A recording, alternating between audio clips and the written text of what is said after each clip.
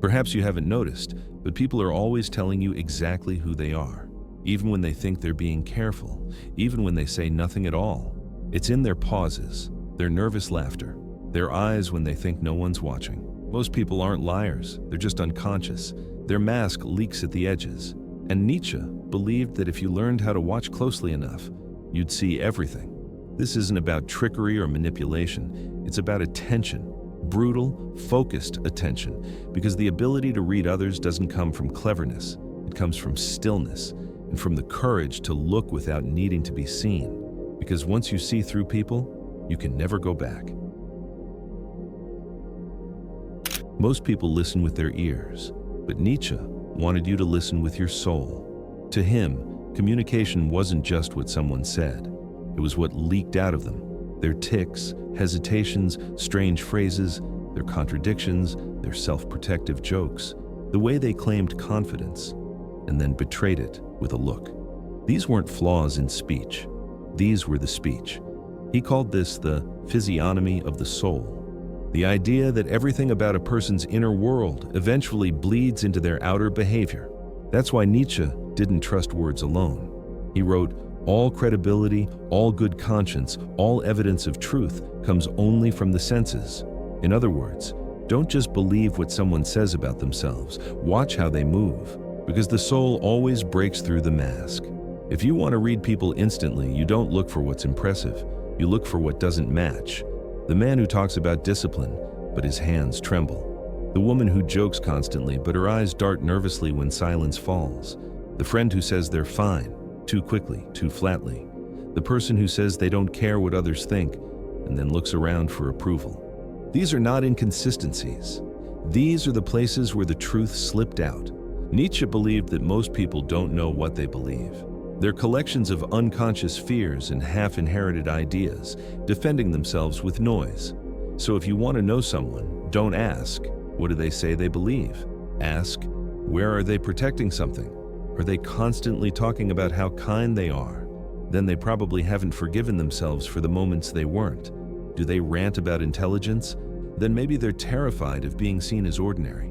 Do they seem obsessed with status, validation, hustle? Then perhaps they fear they have no value without achievement. This is how you begin to see through people, by looking at their pain, their patterns, their contradictions. And you don't need to psychoanalyze them. You only need to pay close attention, because the soul always leaves fingerprints, even in the people who try to hide the most. But there's something even more important than reading others. It's understanding what you leak without realizing. Because while you're watching the world is watching you. Do you think you know yourself? You probably do. We all do. But the truth is, that's the biggest illusion of all. Because the person you call me is mostly a story, not a soul, a mask, crafted from childhood pain, borrowed dreams, and the silent pressure to become someone acceptable. That's what Nietzsche saw so clearly, and what made his insight so uncomfortable. We are not honest creatures. We are performance machines, even to ourselves. And the more we lie to ourselves, the more we believe we're being honest. You say you're over it, but you still flinch at the name. You say you're fine, but your body breaks down under the stress you won't name. You say you're strong, but you can't stop needing to prove it. These are not small contradictions. These are fault lines, cracks between the story and the truth, and they shape everything you do. Nietzsche once wrote, "The most common lie is the lie one tells to oneself. Lying to others is relatively the exception." Think about that. We spend so much energy trying to detect lies in others, but the most dangerous ones are already inside us. Because when you believe your own mask, you stop growing. You can't evolve a false self. You can only protect it, defend it, keep feeding it attention, validation, and distractions just to maintain the illusion. But here's the tragedy. Every lie you accept about yourself makes you harder to love. Not because others don't want to connect, but because they can't find you. They're loving a ghost, a curated image, a version of you so carefully edited that the real you gets smothered beneath it. Nietzsche's psychology wasn't about reading body language or decoding micro-expressions. It was about tearing off the surface, unmasking the ego, not just to expose others, but to see how deeply we've betrayed ourselves. Because if you really want to read anyone instantly, you have to begin here, with the stories you've accepted about who you are and who you're allowed to be. You say you're a kind person, but you suppress your anger. You say you're independent, but you panic when you're not needed.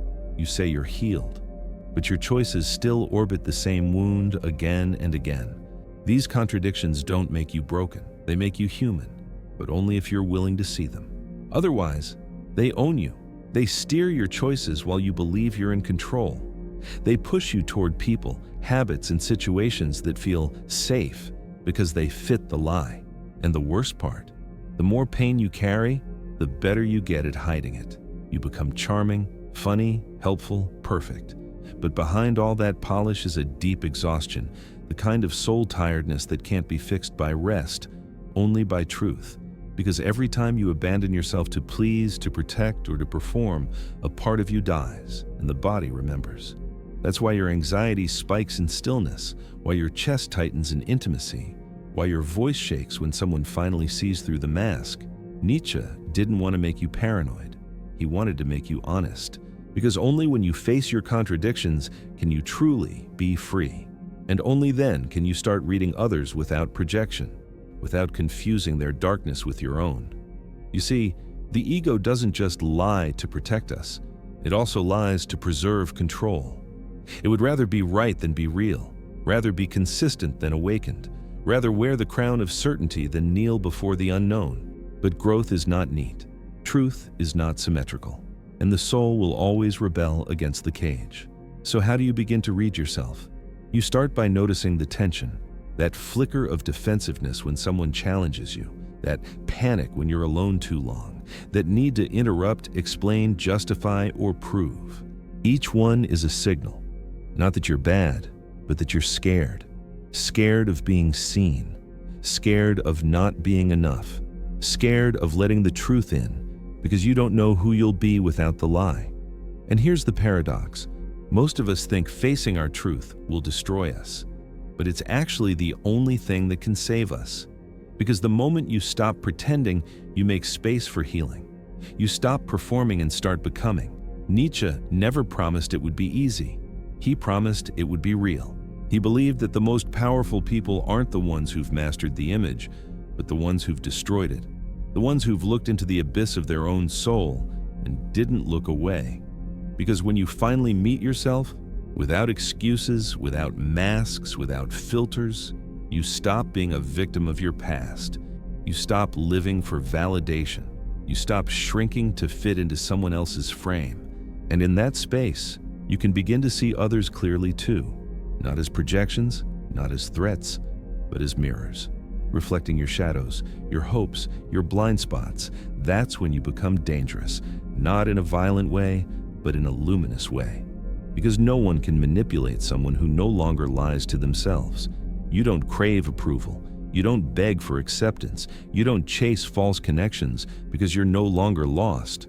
You've returned to your center. And that's the greatest power of all. To live in a way that is whole, awake, and deeply human in a world full of masks. But what if you could take it even further? What if there were specific, powerful signs, 15 psychological truths that reveal exactly who someone is in a moment, in a glance, before they even open their mouth? Those truths are real, they're ancient, and we're about to uncover the first of them, right now. There's something you notice before anyone speaks. It's not their clothes, not their posture, not their smile. It's their energy.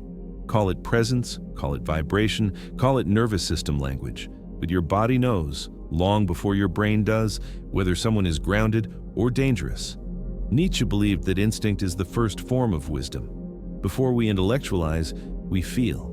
And those feelings are information. The body reads people long before we analyze them. But modern life teaches us to override that instinct.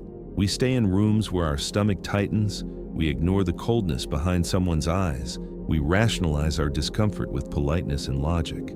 But here's the truth. People broadcast their inner world, not in what they say, but in what they can't control. That's where the 15 psychological truths begin. The first is this: people reveal more in what they avoid than in what they confront. Someone might say they're confident, but flinch at silence. Say they're open, but never ask a single question about you. Say they're kind, but never apologize. Avoidance is the soul's escape route, and when you learn to track it, you stop listening to the show and start reading the truth. A second truth: people overcompensate for the parts of themselves they secretly hate. The loudest voice in the room is usually the most afraid of being ignored. The person obsessed with success is often running from worthlessness.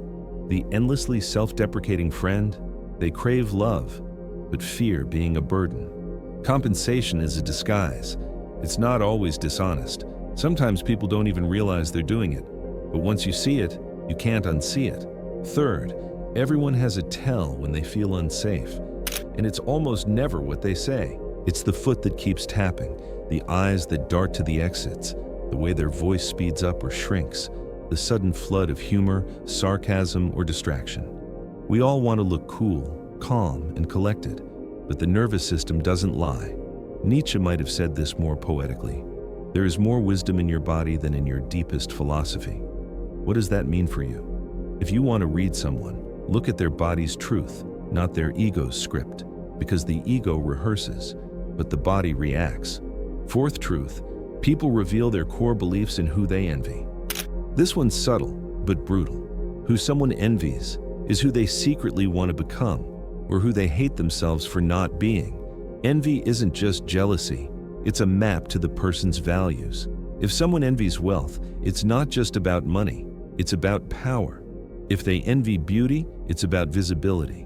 If they envy someone's peace, it's about the storm they're hiding inside. So listen closely when people speak about others, because in every insult, every compliment, every sarcastic jab, they're painting a picture of what they lack. And the fifth truth: the way someone treats the invisible says everything. How they treat a waiter, how they speak about people who aren't in the room, how they act when no one is watching. That's where the mask slips. You can learn more from how someone closes a door than from 1,000 carefully chosen words, because everything is a signal. The tone they use with strangers, the attention they give to the small things, the empathy they show when there's no reward. These are not just personality quirks, they're fingerprints of the soul, and they can't be faked for long. You might think all of this is harsh, but it's not. It's honest. And sometimes, honesty looks like heartbreak, because when you begin to see people this clearly, you'll realize how many of them are still hiding, even from themselves. But don't use these truths to judge. Use them to understand, because everyone you meet is fighting a battle you can't see, and their inconsistencies, contradictions, and projections are not defects. They are trauma scripts. Nietzsche wrote, "All great things must first wear terrifying and monstrous masks in order to inscribe themselves on the hearts of humanity." People are not always pretty when they're scared. They lash out, they numb, they avoid. But if you can see beyond the mask, to the pain beneath, you develop something stronger than cleverness. You develop compassion without naivety. Because real compassion is not blind. It sees the pattern and stays grounded. It loves clearly, not desperately. It says, "I see your wound, but I don't need to become your healer. I see your pattern, but I won't get pulled into it. I see your chaos, but I choose peace." That's the art of reading people without losing yourself. And the deeper you go, the more you'll begin to realize. These truths aren't just about them, they're about you. You avoid things too. You overcompensate. You feel unsafe and twitch in ways you don't notice. You envy. You forget the invisible. And that's where the work begins. Reading others is just a mirror for understanding yourself. But what happens when the person you're trying to read is someone you love? What if these truths begin exposing the cracks in your relationships, your friendships, your family? What do you do when truth becomes too painful to ignore? There's something terrifying about truly seeing someone, because once you see, you can't unsee.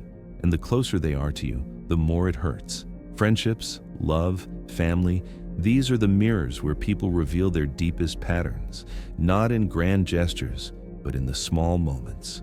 The missed calls, the subtle deflections, the way they change when you succeed, or the way they vanish when you fall apart. It's here, in the raw intimacy of relationship, that Nietzsche's philosophy of truth becomes the most dangerous. Because the truth doesn't just free you, it breaks you. And if you've ever sat across from someone you love and suddenly realized they don't actually see you, you already know the pain of this. Let's continue unveiling the next psychological truths, the kind that show up not on a stage, but in a kitchen, not in philosophy book, but in arguments, apologies, and silences. Number 6. People project onto others what they refuse to accept in themselves. When someone accuses you of being selfish out of nowhere, ask yourself, are they the one who can't handle not being in control? When someone constantly questions your loyalty, are they the one afraid of being abandoned because they might leave first? Projection is not evil. It's a defense, a last-ditch effort of the ego to avoid responsibility. Nietzsche said, "Whoever fights monsters should see to it that in the process, he does not become a monster." The people who hurt you are often fighting their own monsters. You just happen to be standing in the way. 7th, the things people joke about too often are usually the things they're terrified are true. Watch for this. The guy who always jokes about being a loser, who never lets a compliment land, the friend who constantly mocks relationships but checks their phone for texts every 5 minutes, the person who makes light of their trauma, not because they're over it, but because they can't hold the weight in silence. Humor is a mask, and while it can be beautiful, it can also be a distraction. Listen for the truth behind the laugh. It's often the only place people allow themselves to speak honestly. 8th, people will test you with their wounds before they trust you with their heart. This one is subtle. Someone who's been betrayed might push you away just to see if you leave. Someone who's been abandoned might act distant, not because they don't care, but because they care too much. They are saying, if I show you my pain, will you run? Many people don't know they're doing this. They don't want to ruin the connection, but they need to feel safe. And until you learn to read this, you might take everything personally. You might think their fear is rejection, that their silence is judgment, that their outburst is hate, but it's not. It's pain looking for a place to land. Nietzsche would say, invisible threads are the strongest ties. Not all love is loud. Some of it whispers from behind walls. Some of it waits for the moment it's finally safe to be held. 9th, people reveal their priorities not through their words, but through their attention. Who do they show up for? What do they cancel you for? Where do they focus when they don't have to? You can tell someone's values not by what they say they care about, but by what they'll drop everything to protect. And if someone constantly has time for distractions, for gossip, for everything but the relationship, you already have your answer. Energy doesn't lie. Attention is the real currency of love, because when someone makes you feel invisible, they already chose what matters more. 10th, people apologize in different languages, and if you only accept one, you'll miss the ones that matter. Some people say, "I'm sorry," directly. Some try to make you laugh again. Some clean the house. Some sit in silence, but never leave your side. The point is, people repair differently. And part of reading someone is learning their dialect of love, their way of saying, "I was wrong. I want to make it right," even if the words don't come easy. But here's the shadow of this truth. If someone never learns your language, if they never try to meet you in your pain, then they're not trying to repair. They're just trying to move on without doing the work. And you deserve more than that. We begin to realize that reading others is not just a fun psychological party trick. It's a spiritual responsibility. To read others is to hold the truth, even when it's inconvenient. To see them clearly, not idealized. To love them honestly, not blindly. And sometimes, to walk away without resentment when their soul isn't ready to meet yours. But now it's time for a deeper question. What happens when the person you've misread is yourself? What if the real reason you miss the red flags, or tolerate the distance, or shrink your needs is because you've forgotten how to read your own soul? What if you're not just misunderstanding others, but misunderstanding yourself? The final truths will take us into the hardest mirror, where the patterns aren't theirs, but yours. Stay with me, because once we go there, there's no turning back. You wanted to read others, but you didn't expect the mirror to turn back on you. And yet, it always does. Because no matter how sharp your intuition becomes, no matter how many red flags you learn to spot, the hardest person to decode is still yourself. You can lie to the world. You can perform your strength. You can pretend you're over it. But deep down, you know when you're abandoning yourself to keep others. You know when you're playing small to be liked. You know when you're using psychology to judge others, but secretly trying to protect your wounds from being touched. Nietzsche once wrote, "We are unknown to ourselves, we knowers, and with good reason." So let's go there. Let's look at the final truths, the ones most people never want to see, because these aren't about spotting manipulation or understanding trauma. They're about seeing where you have been asleep while calling yourself awake. Truth number 11, you teach others how to treat you by what you tolerate. If someone keeps crossing your boundary and you keep allowing it, you're not just reading their character, you're writing your own story of self-worth. Many of us grew up believing that love means endurance, that to be a good person is to keep forgiving. But Nietzsche challenged that. He didn't believe in morality as blind sacrifice. He believed in self-honor as the foundation of freedom. And when you stay in a dynamic where you're constantly undervalued, you're not being loyal, you're being afraid of being alone, afraid of seeming cold, afraid that if you stop accepting crumbs, no one will offer you the whole meal. But here's the truth. The treatment you accept becomes the standard you reinforce, and the moment you stop playing along, the moment you say, "This is no longer enough," you teach others what you truly believe about yourself. 12th, you see in others what you secretly suppress in yourself. Ever notice how some people just trigger you? Not because they have harmed you, but because they represent something you've exiled within. Maybe it's the loud one who takes up space without apology. Maybe it's the one who says no without explaining. Maybe it's the one who dares to live shamelessly while you keep folding. These reactions aren't random, they're clues. Jung called this the shadow. Nietzsche called it the abyss. Whatever you name it, it's the same. You are constantly responding to the parts of you you've buried, and the only way to stop projecting is to go into the fire, to reclaim the traits you've been taught to hate. Not all anger is wrong. Not all selfishness is evil. Not all confidence is arrogance. The people who stir something in you might not be villains. They might just be free in a way you're not ready to be yet. 13th, you mistake being perceptive for being healed. This is a dangerous trap. You know psychology. You understand trauma. You've read all the books. But still, you keep getting into the same relationships. Still, you abandon yourself when love knocks. Still, your boundaries collapse when your worth is questioned. Why? Because knowledge isn't healing. Insight isn't integration. You can analyze someone's childhood while reenacting your own. You can quote Nietzsche while refusing to stand alone. You can diagnose everyone's wounds while avoiding your own mirror. This is where self-awareness becomes a disguise. The real work begins after the insight. It's in the choosing, the rewiring, the hard conversations with yourself that end in tears, not conclusions. 14th, you create your own blind spots by what you refuse to admit you still want. You say you're above validation. You say you don't care about their opinion. You say you've moved on, but somewhere in you is a small voice that still aches for approval, for love, for that one person to finally see you. And it's not weakness, it's honesty. Nietzsche never told you to kill desire. He told you to stop pretending you didn't have it, because it's only by facing your real needs, not your performative ones, that you can finally choose how to meet them. When you repress the longing, it hijacks your judgment. When you face the longing, it sets you free. You can say, "Yes, I want to be loved. Yes, I want to be seen. Yes, I want something more." And from there, you get to decide how to live, not as a slave to desire, but as its conscious master. 15th, you don't become powerful by reading others. You become powerful by refusing to betray yourself.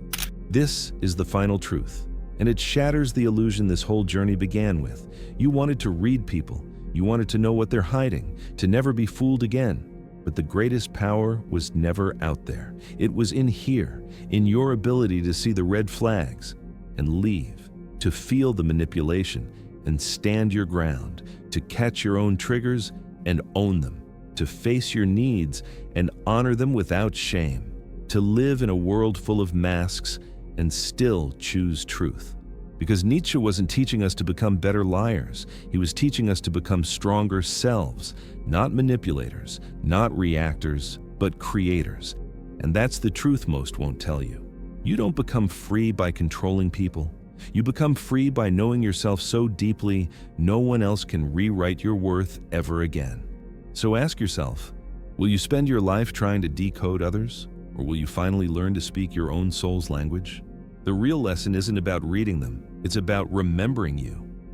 If this resonated, don't forget to show some love by clicking the like button. Write, "I am ready to see" in the comments if you intend to put what you learned today into practice. Subscribe and click the notification bell to join our growing community of people walking towards something real. Not performance, not perfection, but power rooted in truth. Until next time, keep shining, not to be seen, but to see.